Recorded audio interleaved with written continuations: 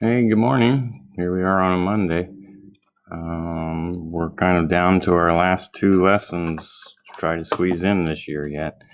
We're going to continue probability today for a little bit more. We're going to do what we call independent and dependent events and trying to separate out the two and figure out how that affects our results. And then tomorrow I want to do box and whisker graphs. It's kind of a different type of graph that we want to make sure we kind of get in before the final, because I would bet there's a pretty good chance that that's going to be on the final. And then Wednesday, we're going to try to wrap up that test from last week that a lot of kids didn't finish, and we'll have a quiz. And then Thursday, we'll have half a practice test. Friday, we'll have the other half. And then Monday, Tuesday, we'll go over those answers. And so kind of we're coming to an end here pretty quick. All right, so if you'll give these warm-ups a shot. Number one might be a little challenging, but take your best guess. And then let's look at the other answers. So pause your video, do these, and then come on back. All right.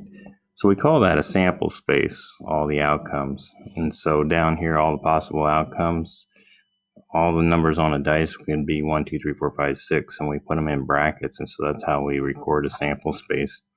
Probability of rolling a prime number. I got 2/3 because the prime numbers on a dice would be 1, 2, 3, and 5. So that's 4 numbers out of the 6 on there. So it should be 66.7%. Multiplying fractions, which is going to be very helpful today because we're going to do a whole lot of this. I encourage you to cross cancel whenever you can. And that way your fractions are kind of a little bit more reduced.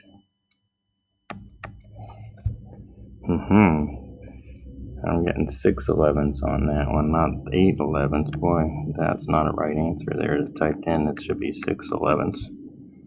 All right, let's see if this one's right. 55, that would be a 11 goes in there, that'd become a 5, and that would become a 3. And this way, 18 will go into this one time, and goes into 54 3 times, so that'd be 3/15. Oh, we could reduce here 3/3. So yeah, I like this answer here, -1/5. Over here, this should be 6 11s. All right. Okay. So let's go on to today's. We have these two events today. One's called an independent event, which is mostly what we've been doing along the way here. And then we have these dependent events. And so kind of here's a little bit of talking about the two of them. If your teacher gives you two class lists of titles and asks the students to choose two of them to read, this teacher over here, Adam, can choose one title from each list or two titles from the same list. So if we look at this list here where it's teacher saying, hey, here's two lists, you must pick one from each of the lists. Well, if he chooses one like Animal Farm from the first list, when he goes over here to pick from the second list, he has these guys to choose from, and so Animal Farm's not on this list, and so what's on this first list does not affect him picking a book on this second list. Over here, though, where he has the same two lists, and she says he still must read two books, well, if he picks Animal Farm, well, he can't pick that one again, so now he only has 4 books to choose from. And so kind of what we call this is called a dependent, because one event does affect the probability of this one. Once he picks this book off of this list, he doesn't have that book to choose from again. He has to pick from the remaining ones. So when we do our ratios, this list is going to be one less than over here on the first list. Okay? So let's talk about this here. Tell whether the set of events is an independent or dependent. Explain your answer. If a dime lands heads up and a nickel lands heads up. So what I'm thinking is if I flip the dime, it lands and I do record whether it's heads up or tails. And then I flip the nickel. And so what I'm thinking about is, does me flipping the nickel have anything to do with that first flip of the dime? And it doesn't. So we call this independent.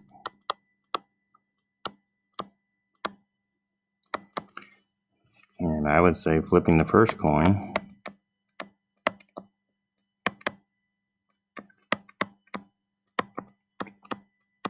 Has nothing to do with flipping the second.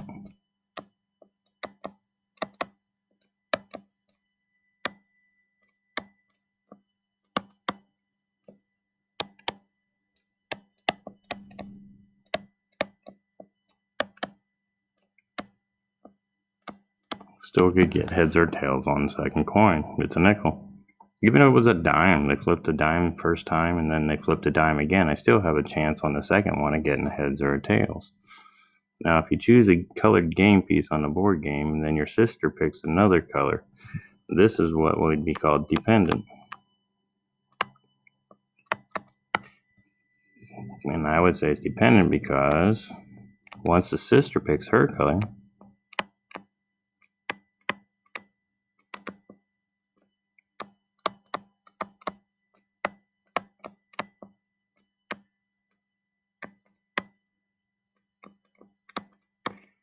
that color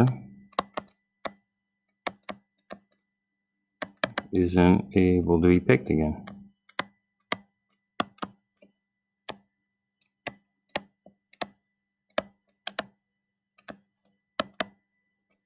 We'll put second person. So if she picked orange, it's done. She gets orange. I don't get to pick orange, so I have to pick from what is remaining. Okay? You give it a shot here. Pause your video, record your answers. Don't forget to write whether it's independent or dependent and explain why. All right, let's see how you did. First one I said was independent because rolling the cube doesn't affect the second roll. We're going to roll it again and we still got a chance of 1 through 6. But on our next one, once a student in your class is picked for a project, let's say I tell somebody to go out, take the trash out to the bin, and we're cleaning our room up at the end of the year. Well, he's already gone. And so then I want to get somebody to wash the tables. And so I can't pick that first person again because he's already been assigned a project or a job. Okay? Somewhere along your line of your schooling, you might have done one of these. It's called a tree diagram to try to keep track of things. And we're talking about theoretical probability of a coin landing both heads up. And so what we do is we kind of make this chart here to keep track of things. So when I flip the coin the first time, I have a heads or a tails choice. So we said, well, what if it was a heads? And now I'm going to flip for the second time. Well, I still have a heads or a tail. This is a independent event because I still have heads or tails. And so then we said, okay, well, what if I had tails? Well, when I flip the second coin, I still have a heads or a tail. So these are what we call sample spaces. Then we follow this tree diagram. I could have a heads, I could have a heads, tails, I could have a tails head, and I could have a tails, tails. So it's kind of a way to keep track of some things that as we get more involved problems, it's a logical mapping way of keeping track of things. It's called the tree diagram. Okay. And so now what we would do is we'd say, okay, well, over here we have 1, 2, 3, 4. We have 4 different outcomes that we could get by flipping a coin. Okay.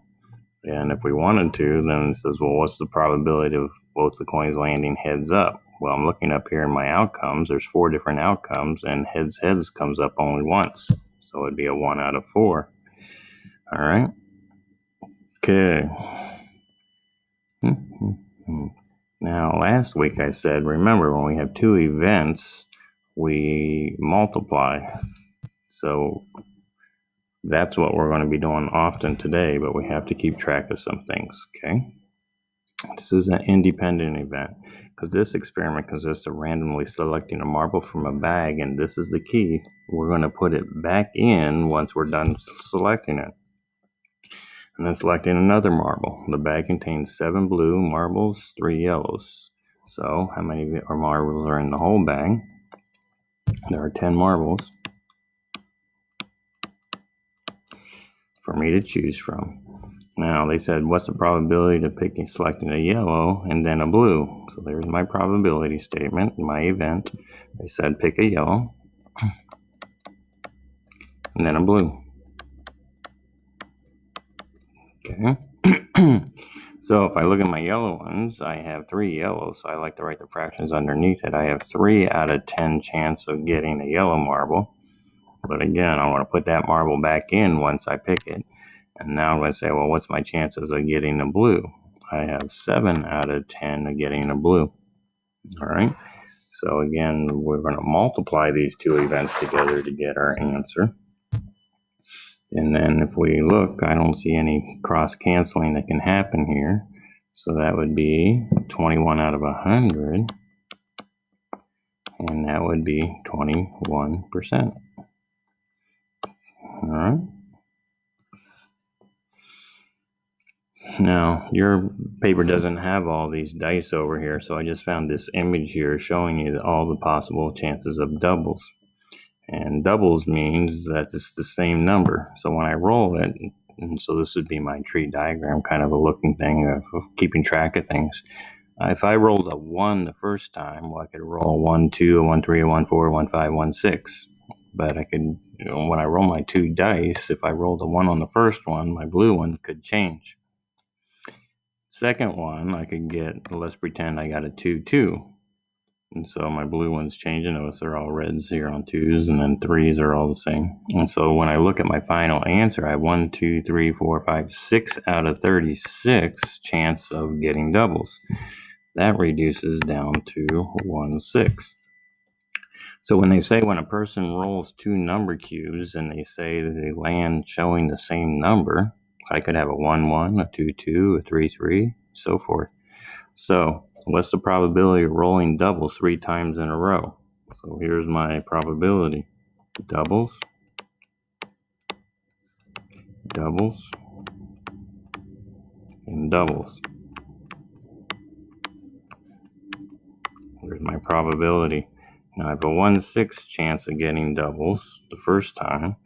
I want to pick up the dice, and I want to still have 1/6 of a chance, because that's I really have 6 out of 36, but it reduces down to 1/6, and then I want to do it again. So now I'm just going to go across and multiply these guys. Well, numerator is nice and easy. 1 times 1 times 1 is still 1. Now I got 6 times 6, which is 36, and 36 times 6, I'm getting 216. So I have a 1 in 216 chance of getting doubles. And if I take that and make it to a percent, I get 0.4% chance of that happening. Not very likely at all. All right. You do this one. Experiment consisting of a spinner twice. Now this is an independent event because I spin the spinner, and then when I go to spin it the second time, all the numbers are still there. So I still have the same chance of getting to another odd number. Okay. All right. Let's see how we did. Probability of 2 odds numbers, or you might have said it this way would be better. Probability of an odd, comma, odd. Okay. So the odd numbers there were 1/2. So I had a half down here times a half, which is a fourth, which would be 25% chance of getting an odd number 2 times, one right after the other. Okay. Now this is where things, I hope you pay attention here, because that was pretty easy there, because nothing is really being taken out. This is where you really need to focus here, because this is what we call a dependent event. Because what's going to happen here is I have all these, I don't know what they are, glass beads, marbles. What happened is they said, okay, I want to take one of these marbles out, and I see the red one's missing. And so they kept that one in their hand. So now there's how many altogether? 3, 6, 9 marbles here, if I'm not mistaken. Yeah. So I have a 1 in chance, 3 chance out of 9 getting a red marble.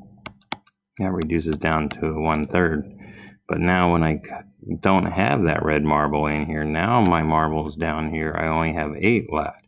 And so if I was going to go for a red marble again, now I only have a 2 out of 8 chance of getting a red marble. which reduces down to 1/4. So very important that you have to read carefully here about, am I putting the marbles back in, and do I still have the chance of drawing that whole group, or is there one missing? We're still going to do this and part of multiplying, okay, to find our total percent, our probability. Here's a good example. There's 7 pink flowers and 5 yellow flowers in a bunch. Jane selects a flower at random, and then Leah selects a flower at random from the remaining flowers. So that means she's going to pick out the flower and keep it. What's the probability that Jane selects a pink flower? So there's my probability. I want to know a pink flower and then a yellow flower. So there's my probability. So now let's figure out how many flowers there are all together. I see, 12 flowers all together. And if I look for the pink, well, she has 7 out of 12 chance of getting a pink flower. Now, when I come to the yellow one, she kept the pink one, so now I don't have 12 flowers anymore. Now I only have 11. But we're going to assume that she picked out the pink one, so now I'm going to go up and look at the yellow ones. There's still 5 yellow ones in the bag, or in the vase there. So I have a 5 out of 11 chance of getting a yellow flower. Now let's look. Those are my 2 fractions. I'm not seeing anything that can be reduced. So that's going to be 35 over 132, I believe. 3, 4, 5, 6, 8. Yep, 3 can't go into it. Can't be reduced, I don't think. So that's my fraction part. Now let's make it into a percent.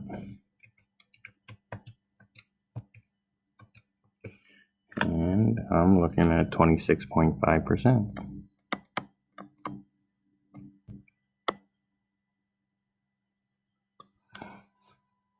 Okay. All right. I think this is the last problem for the day. You give it a try. Pause your video, write your fractions, write your probability of the event. Looks like they said, what's the probability of drawing a blue marble and then a red marble? All right. Let's see how you did here. Well, I counted up 30 marbles total in the whole group. So my probability of getting the blue was 8 out of 30. But then I kept that blue marble, so then I only had 29 marbles left. But when I went to the red, I still had the 10 red ones in there. So you can see I cross-canceled there. I got 8 87s. And I couldn't reduce that, so I got 9.2%. All right. So on today's, kind of pay attention. Oh, I put this here because some of you still are not doing labels, and so I was trying to be kind of funny here a little bit last year because kids would not put that probability.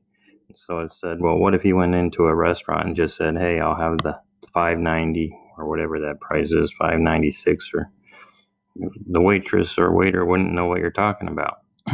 So you just can't have a number there that if you said, okay, I want the $5.95 or $8.95, and she says, oh, okay, you must want the mussels there. So I was just trying to make a point that labels are important. Labels are important. All right. So I'll tell you right now, the other 3-4 classes did this one last week when our computers wasn't working. And they did not do very well on this because they just went on about and not thinking about whether the marble was being replaced or not. So like, for example, in these 2 problems here, it's not being replaced, not being replaced. Here they are replacing it. So you have to pay attention to whether they're replacing the marble or not when you do your fractions, okay? And then when we get to the review here, they did pretty good on this one, on the reviews, because now they're really kind of focusing in on how do I do these problems. Focus in. Again, the final's coming up about a week away, and we want to make sure we know how to do these. All right? We did learn dimensional analysis. I want to switch 6 miles per hour, and I want to switch it to feet per second. And so we have to go back and review how to do those, okay? All right. With that, I'll let you go for the day. I hope to see you tomorrow.